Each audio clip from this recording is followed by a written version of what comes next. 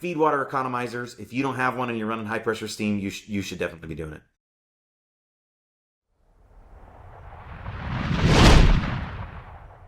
If you're running high pressure steam and you don't have any kind of a Feedwater Economizer, man, that's a great one. That's an easy one. They're really easy to get a hold of. Not a terrible install. There is going to be some adjustment of our flue breaching and of our feedwater piping, but a Feedwater Economizer is going to add somewhere between 2 and 5% fuel efficiency to our boiler.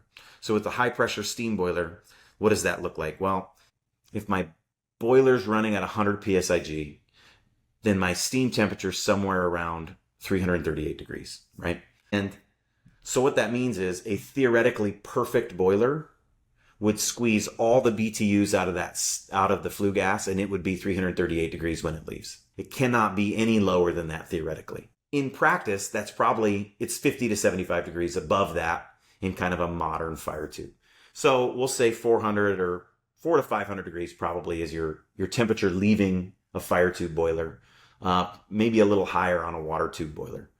So there's a lot of heat left in that gas. Meanwhile, the water coming to the boiler, if I have a deaerator, it's going to be around 227, 230.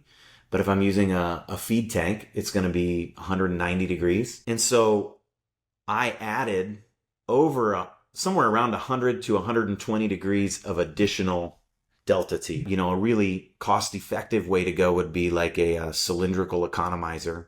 And I could put that in the stack. They're pretty affordable. And I might get a 3 or a 5 year payback, even at today's gas prices, on adding that Feedwater Economizer, because there's significant savings. So on a fire tube, I'd say, 3 to 5 years. On a water tube, it could be a lot faster, because typically water tube boilers have a little higher stack temperature or flue gas exhaust temperature. Because of that, we're wasting more, so we have more to save. And so I would typically recommend shooting for, having that economizer size to bring that stack temperature down to, somewhere in the neighborhood of 300 degrees Fahrenheit if you're burning just natural gas. There are some considerations if we're burning oils that we don't want to condense sulfur and things like that. But you're safe with natural gas to get that flue gas temperature 300 or even below that.